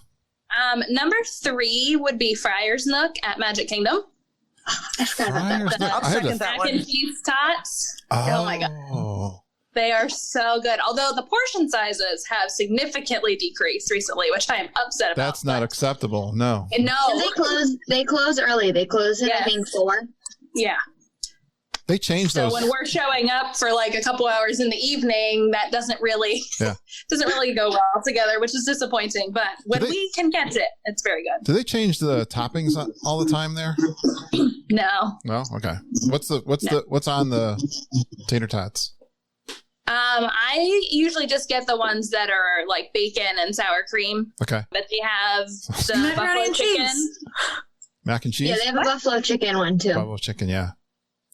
Yeah. And then I think is there another one? Those all have macaroni and cheese and bacon? Yeah, it's macaroni and cheese with the tots on top with bacon. I want to say there used to be a third, but I don't think that they have that third one anymore. Yeah. I want to say it was like a taco type. Yes, I think you're right. Like nachos, but now. Yeah. I've never had them, but I've heard this before. I've never had them put in the top 3 though. So I mean, Disney mac and cheese is just so good. That's true. Number 2 for me is Flame Tree Barbecue at Animal Kingdom, which I think is probably pretty common. Can you eat all the ribs? You know, that place, talking about getting value. I don't know. Yeah, no kidding. Right? No, I also get mac and cheese there. Yeah. But Flame Tree Barbecue is actually the restaurant that taught me that I really enjoy onion rings. I have for my entire life been like, I hate onions. I'm not eating onion rings. That's disgusting. And then I had them there, and now I love them. So, you know, Disney teaching me new things about myself. That's so true. And then number one is Regal Eagle, hands down. I mean, you just can't beat it. I mean, I'm not a huge Epcot person. That it's probably my least favorite park. But whenever they opened and then like leading up to the shutdown, my husband and I went to Epcot solely to go to Regal Eagle. It was either like 3 or 4 weeks in a row. And like, we don't go to Epcot. Like we'll go during the festivals and whatnot and here and there. If, you know, Caitlyn or whoever wants to go, then we'll go. But like, we don't go. Regal Eagle opened and we were there every weekend. This podcast has been so worth my time, guys. Just hearing you guys confirming Regal Eagle has made my last day of this horrible year. You have no idea. My audience knows what I'm talking about. I am so excited to hear this. That is awesome. What do you like there? What should I get if I go there? What would be the number? The mac and cheese. The mac and cheese is excellent. I'll rip my headphones off. The onion rings there are incredible. They're like, I don't even know how to describe them. They're like flaky, but they're not like soggy. They're not too crunchy. Like they are literally perfect. And when you bite them, you don't just pull the onion out of the breading, which is a big problem with onion rings. When you take one bite and there's no onion left. Yeah. I mean, with any of the like main entrees, the barbecue stuff, I've tried multiple things off of the main menu and it's all been really good. You really can't go wrong. But those side dishes are where it's at. One of my favorite listeners, Glenn Kessler, he went live on Facebook and asked our audience to choose what he was going to get. He ended up getting 2 of the entrees. But yeah, that's going to be my trouble. I have to go multiple times, right? That's right. Absolutely. But it's good to know that I got to have the mac and cheese and the onion rings, though. That's a good tip. Brisket is the one you'd say, Natasha? Yep, the brisket's good. Is that a sandwich or is it just? I believe it's served with Texas toast. Yeah, right. So if you want to make it a little sandwich, you can. Yeah, I think I'm going to go with the brisket. 'Cause I can have ribs anywhere, but I don't know. I think I'll go with something that maybe that I feel that I can't get other places. Yeah, the brisket's definitely. I think I'm going with They brisket. used to have house-made pickles that were really good too, but I don't know that those have been back on the menu since they reopened. I've heard that too, Brooke. I'm totally into pickles too. Like I'm a huge fan there. So Yes. I am loving you guys big time. I don't know if we're going to talk about what else we're going to talk about, but we're here to serve. I'm so happy to have you guys as friends now. Brooke, can you add to this, Brooke? I'm going to skip Regal Eagle. I really only go for the sides. Not a barbecue fan, but the mac and cheese, incredible. I heard that, though. You're not the first to have said that. They have excellent sides. Yeah. A lot of them, too, I think. Yeah. I'm going to go with Yak and Yeti. Yep. I think I have 4. Yes, Yak and Yeti would be number 4. Their fried rice at the little quick service is amazing. I loved Morocco's quick service. I know it's closed right now and probably up in the air with Disney taking over, but that was really good. Setuli. Yeah. Caitlyn and I have kind of rediscovered Setuli since they've reopened. The beef bowls, amazing. With the creamy sauce and noodles. Yeah, so good. A lot of mix and matching to do there. It's kind of hard. Yes. And my number 1, I'm going to go with Captain Cook's for the pulled pork nachos.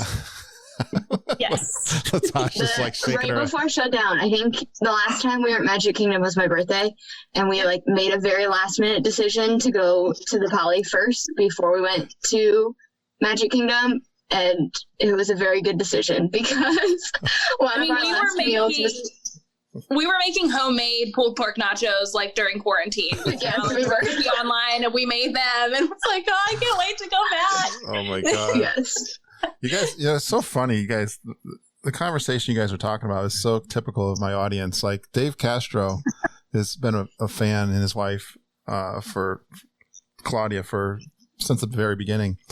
But he was the first one when I think I had him early on. He said, pulled pork, Curtis, you got to try pulled pork nachos. And it's been a thing on the podcast, like forever. Pulled pork nachos. People will go there and say, Curtis, look, I got the pulled pork nachos and stuff. So this is so hysterical. You guys are parroting and back. It's great because it's so close to Magic Kingdom. So if you're not feeling anything, especially now, the options are a little limited. So you can, well, now you can't hop on the monorail, but the boat or whatever, and head on over, or on your way. Since we don't go for the full day, we'll go on the way there, on the way back. I think that's a great tip overall, to take a break from the Magic Kingdom, especially if it's nutso crazy and you're like, okay, I can't take this right now.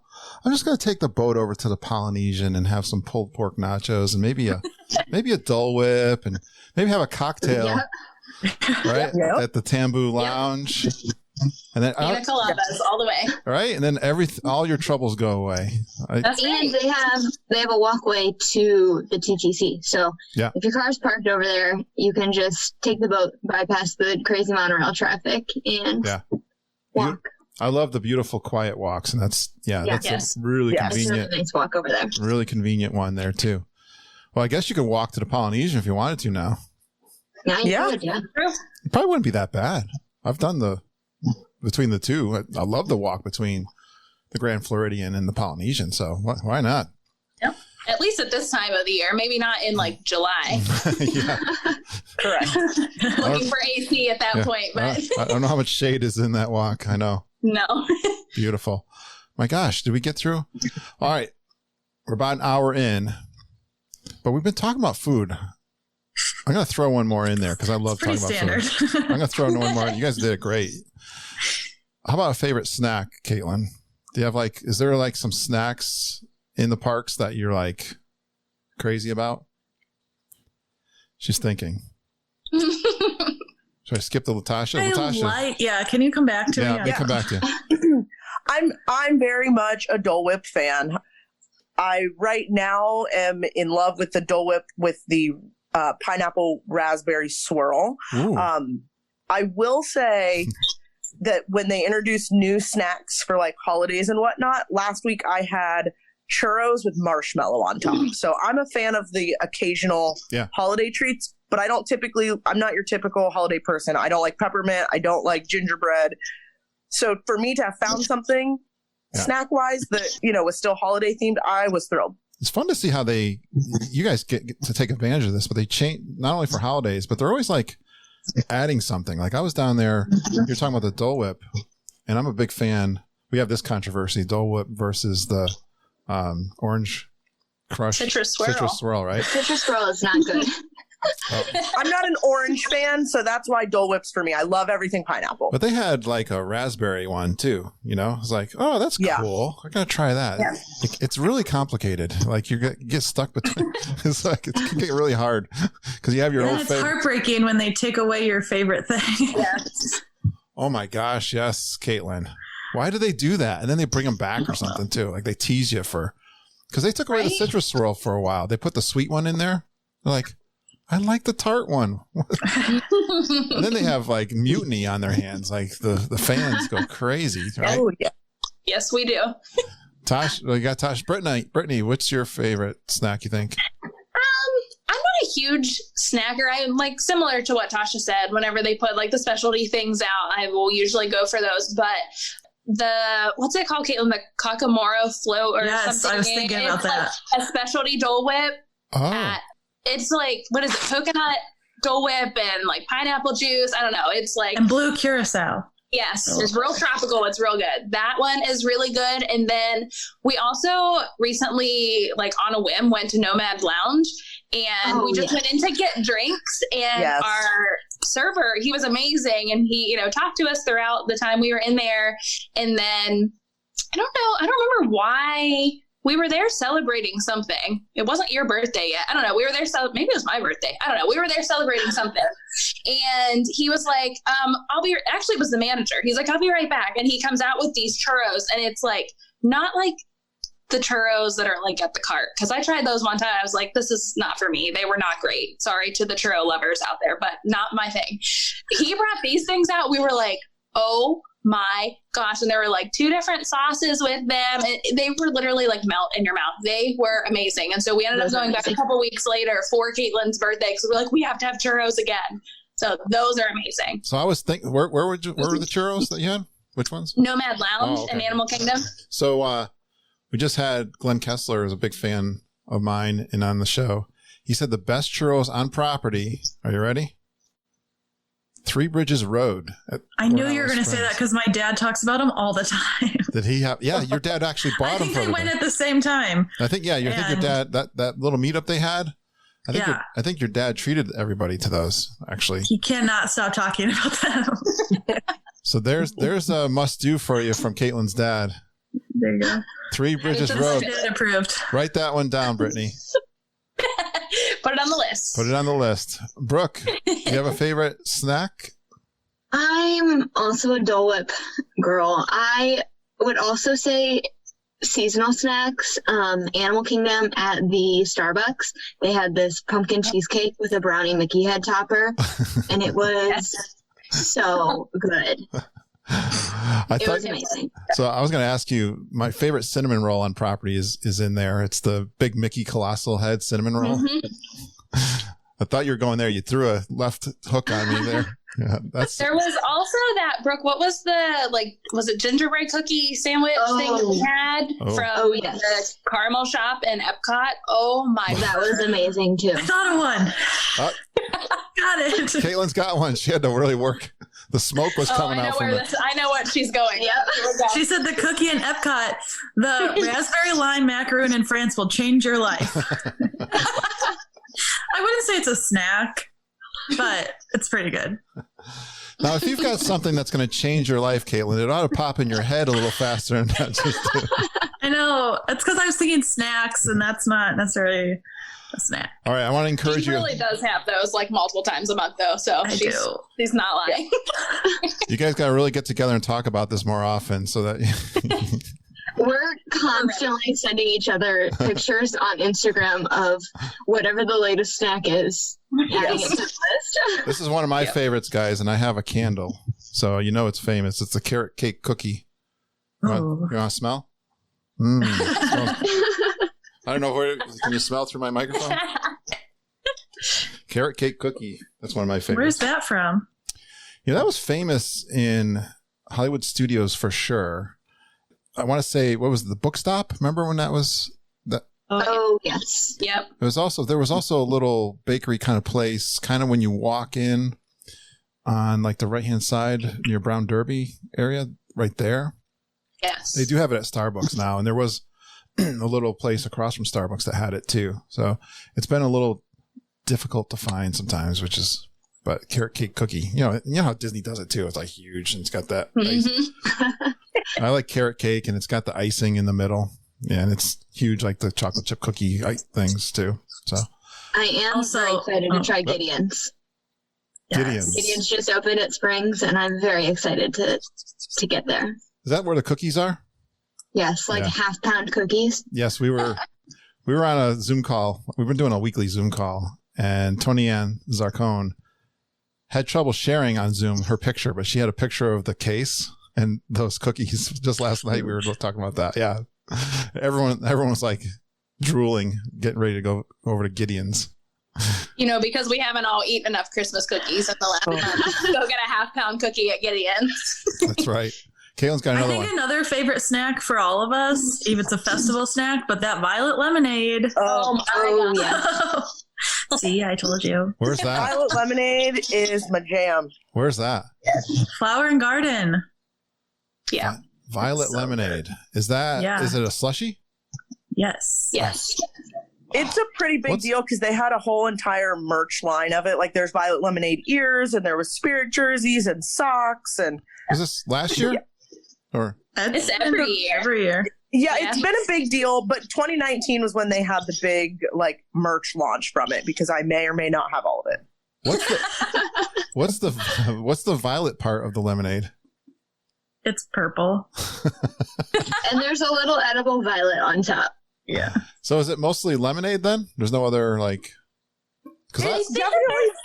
some kind of syrup or something, isn't there? Like the syrup is violet something or another. Caitlin's the expert. She made it during quarantine. Yeah, during quarantine, I made my own violet lemonade. And you can, like, I got a thing of violet flavoring off of Amazon, but yeah, I don't really know what it, I mean, I guess it tastes like violet, but doesn't really taste like anything. It's mostly just purple lemonade. I was worried. A hint of something else. Here I was praising you guys there, and then you went to this Dole Whip thing that really got me, off track. And now you've totally redeemed yourselves.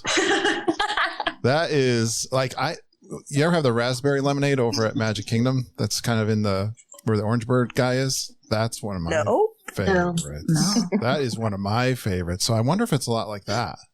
I bet. Probably. I didn't know it had its own t-shirt. Try, if it is. I didn't know it had its own t-shirt. I'd never heard of this one. Oh yeah. It's it has a decent following, but we're gonna start a petition to have year-round violet lemonade. Full-size violet lemonade instead of the little bitty samplers. Yeah, I would say I would easily pay double for a full-size one. Instead, I just have to go and get 4 of them. This only during this Flower and Garden? Only during Flower and Garden. Why do they do that to us? That's horrible. That's not acceptable either. That's not acceptable either. No. Where do you? That's the fun part about living here, though. You have your perks of we're here the entire festival, so I can go and get a violet lemonade, and then I get, But I think the thing with living here too, and the food, and the festivals, you do get sad when something doesn't come back around. Like there was one year that in Ireland, the stand had fisherman's pie, and I absolutely love that. And they didn't have it one year, and I was devastated. I was like, I'm boycotting Epcot for 3 months. Where do you get the violet lemonade? Something Promenade. What is it called? It's like when you come into World Showcase, if you're facing like America, it's on the right-hand side. It's usually like the very first stand right there on the corner. That stand is currently the dessert and champagne stand for the festivals on the holidays. So it's near the American Pavilion. Right when you come into World Showcase, if you're standing, but you're looking across the pond at America, it's on the right-hand side. Go to the right. Okay, gotcha. All right. So like head towards Canada, but it's like before you get to Canada. Yeah, gotcha. Yeah. I know what you're talking about. Yeah. Well, we're going to talk about festivals. Caitlyn, do you have a favorite festival and why? Absolutely. Besides does the violet lemonade work into this top festival? Yep. Yeah. Mine, it doesn't. I am a very, very strong lover of Flower and Garden. Hands down, it's my favorite festival. But then this year I'm like, oh, I really love Festival of the Holidays. Oh, I really love Festival of the Arts. That's good. I don't know why, but Flower and Garden is still your favorite? Absolute favorite. Yeah. Yeah. What is it about the Flower and Garden that stands out? I think I really enjoy the food. And just how it seems like fresh, whereas Food and Wine, I feel like a lot of the food is like really heavy, which is fine. But also the flowers, honestly. Like Epcot is just filled with flowers and it's beautiful. And I really like those. My daughter and I started the podcast together, and we've talked about this and we agree. Everyone knows the Food and Wine Festival. That gets the biggest crowd. Mm-hmm. It gets all the press, but we're like, yeah, Flower and Garden. I told you one of my reasons, the barbecue was one of my reasons why. The weather is better for Flower and Garden than it is for Food and Wine usually. Cooler, yeah. Yeah. Awesome. All right. And I feel like this year I appreciate it more since it got cut short. I was like devastated. So I'm like, Flower and Garden. When that comes around. We'll get it for longer next year. So you'll have a real one. Have a real one this year. I'm into that. So Tasha, what's your favorite? You're being mysterious there. Because I'm trying to think, like, I have certain things I like about each festival, but I would say, and it's going to probably throw it off. I love Festival of the Arts. I think that since it's a shorter time frame, you don't get to experience it, for as long as the other ones. So you try to get there. I think the art is incredible. I'm a big fan of the glitter beer at one of the stands, though. Glitter? And it actually, when you hold it up, has glitter in it. And I just really like Festival of the Arts. Does it taste good or does it just look pretty? Yeah, it tastes really good. It's got more of a fruity flavor to it. Okay. So people who don't typically like beer would maybe like this. IPA? Is it an IPA? I like the IPAs myself. I'm not sure. I think it is an IPA, but it's fantastic. I always think just how they create the food there. It's an arts festival, so they have the cookie that looks like the paint palette. Yeah. I just think it's different, and the presentation is different, and that's why I enjoy Festival of the Arts. Flower and Garden would definitely be, if I were choosing one of the two bigger ones, I would go Flower and Garden any day. Perfect. All right, Brittany, you got a favorite festival? Flower and Garden, hands down. You guys are going to have some for fun all of the this year. same reasons as everybody else, but my favorite Violet Lemonade is like my favorite festival dish, so that's there. I love all the flowers, the topiaries, all of those things. I was surprised how much I enjoyed Festival of the Arts actually the first year that it came around, so that would be a very close second, I guess.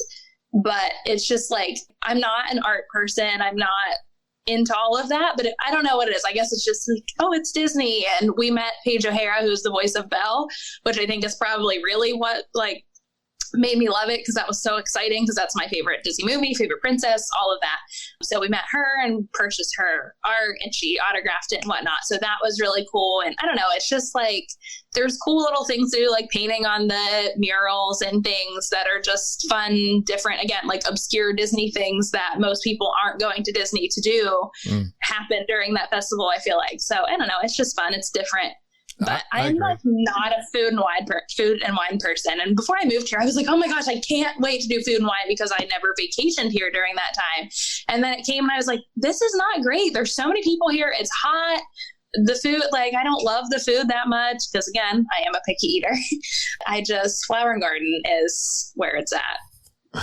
And I think for Festival of the Arts, the timing of it is when there aren't a lot of tourists here. Obviously, we love when people visit, but it's that January to February time frame, and it's very much, I mean, you have the park to yourself.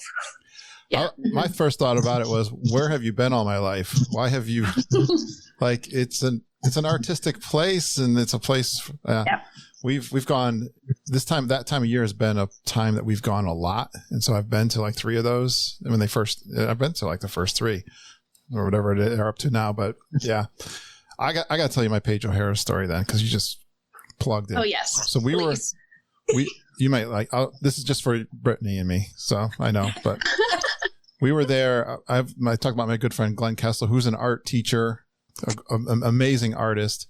We've met through the years, Rodel Gonzalez through the podcast, and he's been on the show, and we were hanging out with him, and he is an amazing person, very down to earth, amazing artist, but he took us to meet a bunch of the artists. And so we were walking through World Showcase, meeting the artists and just having a great time. They're all so down to earth and wonderful people. I was just amazed. But so we walk over to France.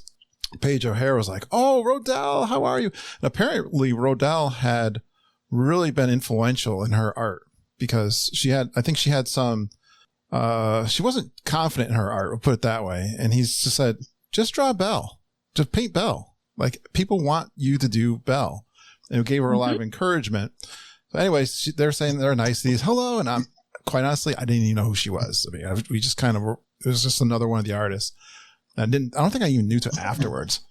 And then this other guy was like, who are you people? Like, he didn't see Rodel right away. And he's like a bodyguard kind of guy. It was like, I didn't realize we had just cut in front of about 50 people waiting in line for Paige O'Hara. And I'm looking down. I'm like, I had no idea, because none of the other artists had such a line. Right.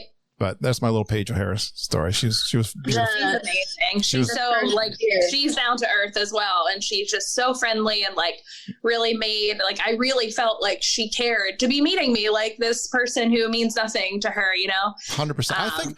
I think that art community really appreciates their fans. I got this feeling, you know, they make their living on their fan. Well, who doesn't? But I don't know. They just felt, I really felt like they really spent a lot of time with their fans. So yes. That was fun. She did a presentation. I think it was the first year that they did Festival of the Arts. They did a lot of artist presentations in the Odyssey building. And a friend and I kind of stumbled upon it, pretty similar to everybody else. We didn't really know who she was. And we listened in, and it was really, really neat to hear her story and how she did start painting and then to get to meet her. So I think my tip there is definitely get to know and meet. If you're a fan of them, let them know that you are, because they do appreciate you. I mean, I think people who work in the arts, we met one of the singers came out and spent some time with the fans, and all the people that are into the Broadway were like, it was kind of fun. I was like a Disney geek with all the Broadway geeks going to one of the shows. And I was fascinated by the fans, like who knew like every word, every song, they knew the person really well. And she came out and met us. And again, just so down to earth. It was really cool. You'll get that chance at Disney World. Brooke, what were we saying? I would say that my favorite is Flower and Garden. I think for the same reasons. The weather's great. Yeah. It's not as crowded. The food is really good. I think at Flower and Garden, there's something at every single booth that I want. So it's a good thing that it's longer this year. But also Festival of the Holidays.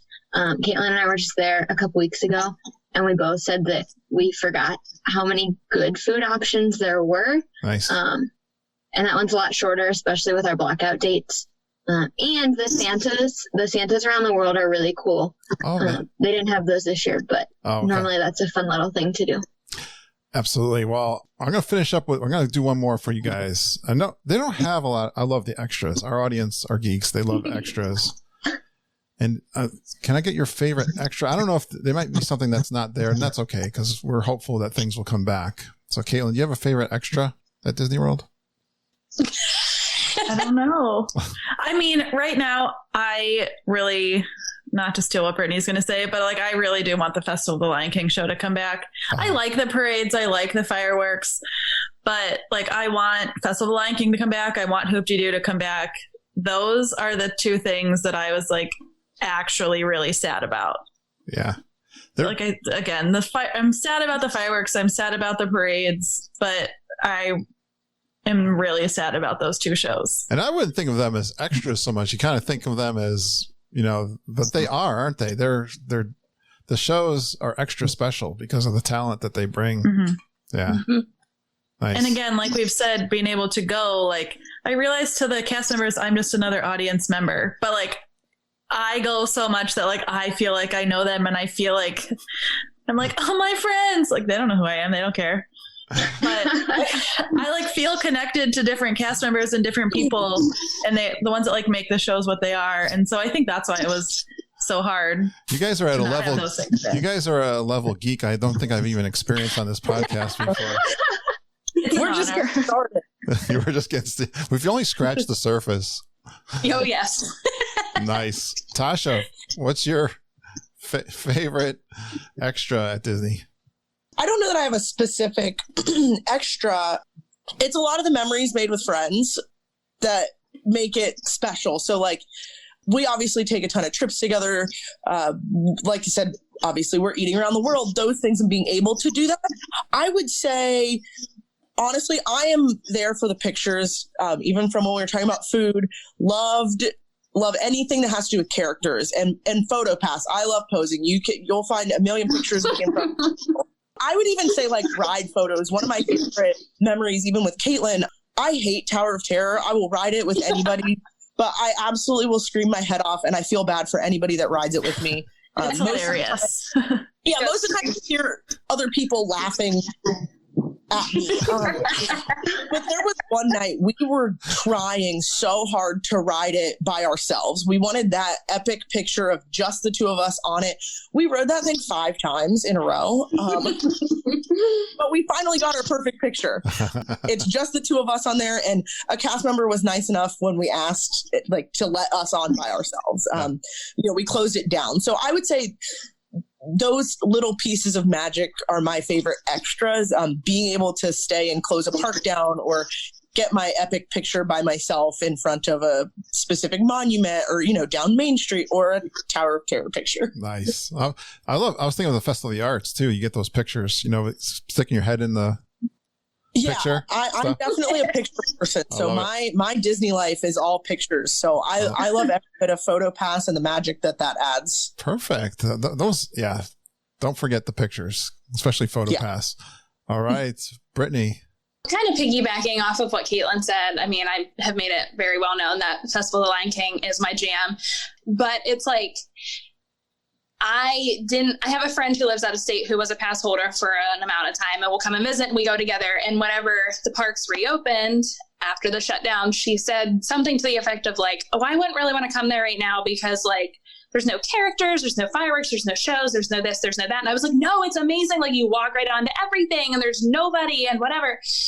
But the longer that we go without that entertainment and those characters, the more I realize that the cast members are the magic. Like they make Disney what it is. And it's like, I feel so bad for them because it's like, we miss them. So you know that they miss what they're doing. And just being able, like Caitlyn said, like we have these connections to these cast members that like, they have no idea who we are, but it's like, I feel like I know them. And like, I follow a lot of them on Instagram and I remember I think it was the day before the park shut down. I had recently started following another of the dancers, animal dancers in Folk, and I sent him a message and he was just like so entertaining to watch and so happy and overjoyed and whatever. And I just sent him a message and I said, I just want to tell you that I really enjoyed watching you today. I was in like 4 shows and you were there for all of them. And like, you were really fun to watch. And he was like, I didn't expect the reaction that I got from him. And it's like, we don't realize how much we do for them, the same that they do for us. And so, like I said, they are the extra. They are the magic. And that's something that as people that live here, we get to appreciate that because people that are coming here just for vacation are like, yeah, they work there, like, cool, it's not a big deal, but we see them in a different light and they make it really special. You're getting emotional and you're starting to get me emotional. But I'm so glad you brought that up. I don't even know how to I can't say it better. I love all the entertainment. I love interacting with the entertainment. You do it at a level that goes beyond what I've ever heard or seen, which is awesome. I always thought, like, I went to an amusement park locally and the people who run the rides, they're so disinterested in their job. Not that they're rude or they're just not interested, but it seems like I kind of watch that with the cast members that, you're going on Splash Mountain or something. Not that they wave enthusiastically to people all day long. And I so appreciate even that level. I mean, we could go on, we could talk on, we could do a whole show on and on about the cast members, but thank you, Brittany. You really brought that one home. I worry about the people that are out of work right now tremendously. And I don't know, especially the people that are in artistic entertainment like that, what they're doing. But we need them back soon. Yes, absolutely. Brooke, I don't know how you top that one. You don't have to. If we're talking like real extra fireworks cruises. Oh yeah. Yeah. We attempted to do a happily ever after cruise for Brittany's bachelorette party. And unfortunately we got all the way there and it started to storm. So we had to turn around. So not so patiently waiting for those to come back. Cheap extra pin trading. I know we all love pin trading. Caitlyn's dad made us a pin trading scavenger hunt. So it's fun. And it's not the same right now with all the cast members not being able to wear their pins, but there's still some really great boards. What's an example of a pin trading scavenger hunt? Like, how can you create some fun around pin trading? So Caitlyn's dad made us a whole list, trade with somebody from your hometown, find a Mickey pin, find a villain pin. There's find a pin with a camera on it, I think. Wow. He came up with all sorts of Does he have it written down? I'm messaging him after this podcast. He made us a bingo board. Oh. Yeah. Oh. And there were multiple. Some were at one part, some were at more than one. It's a thing. I love this. We're having, so I hope you guys can see us. We're going to be down there, what we call the Grand Geeking Gathering. So a bunch of my audience members are going to be there. Tasha, that's for you. You are cordially invited. There's no pressure whatsoever, especially Sunday, is it February 21st? I should know the date. I think that's the date, Sunday. We're going to be in Epcot. You just gave me an idea. We are going to do a bingo game. So we're going to have prizes and stuff like that. So we have a bingo game, and these are like sayings, things from the podcast that people are going to try to do and fill in the square. But I was thinking of some other game. You just gave me a great idea. We did a photo scavenger hunt in Magic Kingdom for Britney's bachelorette party, and that was really fun too. We kind of made teams and split up and ran around the park. So again, something different instead of just like hitting all the rides. Yeah. Speaking of funny stories, you told us you wanted a funny story, piggybacking off of that photo scavenger hunt. So one of the things on the scavenger hunt was that each team had to take a picture with a cast member named Brittany and a cast member named Dylan, which is my husband's name. And so we had both teams, we had the hardest time finding somebody named Brittany. And so that's strange. I was going to say Dylan. We found Dylan. We actually, both teams found the same Dylan. He was working as like a dishwasher in the confectionery. We went in, we're like, is there anybody here that is named Dylan? We're like, we hit up every store in the park. Do you want him? So they like brought this kid out. He's like, what? So we're like taking our picture with him and stuff. It was hilarious. But that is a level of dedication I have never heard. So my team found somebody in Town Square Theater that was named Brittany, and we took her picture and whatever. And so the other team, which Caitlyn and Brooke were both on that team, I think, right? They were looking there. They found somebody that she was on break, and her name was Brittany. And she was like, "Well, did she say she would clock back in and come in and take a picture?" And they were like. Yeah, we were asking every cast member we saw if they knew a Brittany, and this girl was like, "Yeah, I know her, but she's on break. Let me text her." She was on the cast member guest experience team, and so she had Caitlyn's number and was trying to text her to find where we were. So then we went back to Magic Kingdom. That was in May. We went back in July we had lunch at Skipper Canteen. And we came out and we wanted to take a picture together on like the little porch there. And there's like the guest services booth right there next to the restaurant. And so we hollered over like, "Hey, could one of you," like one of the cast members, like, "Could one of you take a picture for us?" This girl comes over and we're like, "It's Brittany." And I think that we just like made some comment about like, "Oh, there's Brittany. Where were you when we needed you?" And so we got talking to her, and it turns out she was the Brittany that was on break. She's like, "I remember you guys. You had the bachelorette party scavenger hunt," and it was hilarious. So we took a picture with her then and sent it to them all. We're like, "Look, we finally found Brittany," and we see her everywhere. All the time. Nice. Yes, we see her like every time we're at Magic Kingdom. We see her. I love that story. You guys have been a ton of fun. I've learned a lot, and I'm sure I could learn even more from you guys. I've been doing this for 6 years, and like you said, there's never an end to the new things we can do at Disney World or the fun we can have. And I love these little quests, you guys. I need to stay in touch with you guys for when I need a quest. All right, Caitlyn, I'm gonna use you as my my go-to person. You can. All right. Thanks so much for being on the podcast, guys. Yeah, I want to connect with you guys. If you can come down one of those days we're down there, definitely say hi. Your dad, Caitlyn, your dad's going to be there, I think, too. So yeah, definitely have some fun with us. I think you'll find we're a fun group to hang out with, too. Our kind of people. Yes, I think you'll find your people. I'm pretty confident of that. This is not my first rodeo. But it's actually rodeo day weekend, which is funny that you said that. You guys, I hope we stay in touch. Thanks for coming on the show. Thanks you so much. Having us. Yeah. Please stand clear of the doors. Por favor, manténganse alejado de las puertas. Well, my friend Carl, I finally got that fun round table with Caitlyn and her friends. It was a great recording. Thank you guys for coming on the show. And thanks to Brenda Drinkwell-Futrell from that amazing intro. That goes back a year or more ago. That was from a recording of one of the episodes that Brenda did, a trip report for us. That is legendary geekin' fun.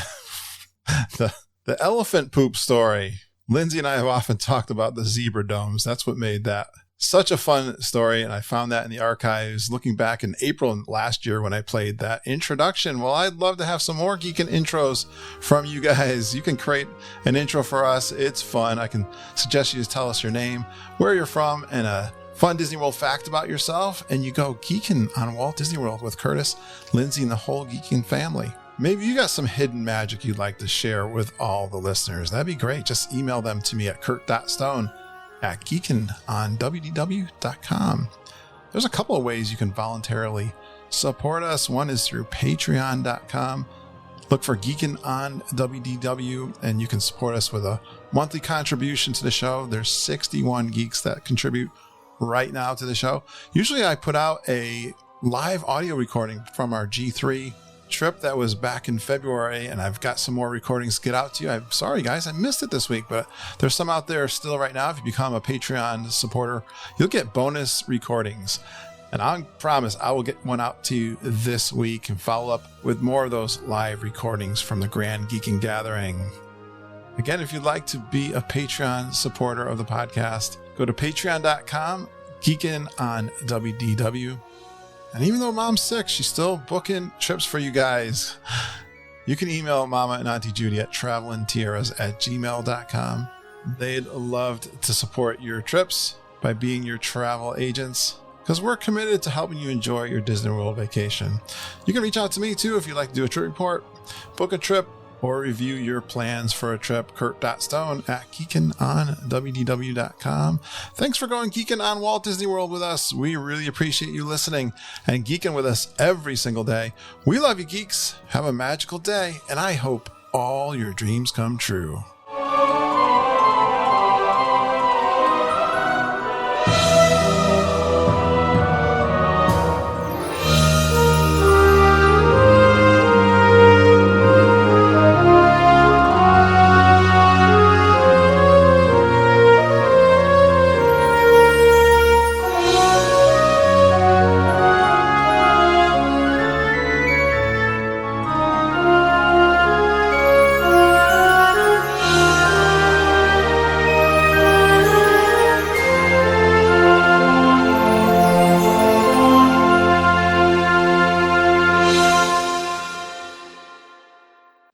Make sure I'm recording. Everyone sounds good. Everyone got Brooke, you sound good? Are you there? Yes. Brittany's there. I can hear her laughing. Yep. Tasha's there. Caitlyn, I can hear you. Okay. And we got a cattail in the... Olivia's there.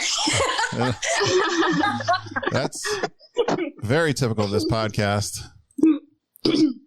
We have animals that invade our space. All right. Well, this show came out of another show I did recently. Oh, here's some feedback there. Hello, hello. Oh, your default microphone has changed to null. Hold on. Am I coming through? You hear me? Yeah. Okay. And I'm there. Okay. Great job, guys. That's awesome. That is, I love that. That was so fun. I'm glad you enjoyed it. Good. Yeah. Caitlyn said we had boring topics, but I don't. It's funny how you can He's take. like, can you give me a list of some top 5 things we can talk about? I was like, I don't know, food, rides. I think it. Yeah, sometimes we get some exotic things. Well, doing a podcast, you're always looking for a new thing, I guess. But I was like, nah, I think we can make that work. Yeah, I mean, we clearly did. So. Yeah, well, you guys have a twist on it too by living there too, which is a cool twist. Yeah. Yep. It's awesome. Well, have a great New Year's. You too. Thanks for coming on. Too. I'm going to be talking to your dad, Caitlyn. Absolutely. I'm going to tell him that, my gosh, it went horribly. I don't know why you... They're the worst. Her and her friends are horrible. They're not fun at all. Unfortunately, he's not going to be able to hear this for till March, quite honest. I have more... That's okay. I have so many recordings that I've done over the last... And what happened was I was so excited that people were going back to the parks, and I couldn't say no to anybody. And I had, and there was, we've got a pretty decent sized audience where I was like, oh, you're down there. Oh, you're down there. And when your dad was there was 5 people that he met that day. Yeah. I'm like, I want to do a report with all those guys. Now that's a month and a half of recordings right there, right? If you're doing a weekly podcast. So crazy. I have 12 recorded. So I'm seriously, you probably won't hear this till March, but I have, it might be, I'll probably meet you guys before That'll be awesome. you hear the show. So thanks a lot. Absolutely. Hey, have a Thank great. you so much. Thank you. Have a great day. Thanks. Bye. Have a nice year. Have a good year. Yeah, you too. All right, bye. I'll tell you, it's really weird talking with these headphones on. No, that sounds good 'Cause though. Well, but it sounds weird to me because I'm not hearing my voice totally. Oop. Hit the wrong button. I'm gonna play the yellow one. Okay.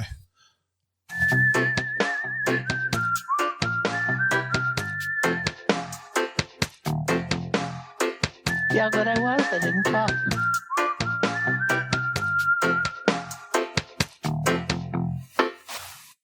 Actually, you just did talk through that. I'm sorry. Hold on, I'm gonna play that again. All right, well, I'm going to go because All right. Jen just came home. Yep. See ya. All right, take care. Bye-bye. Bye.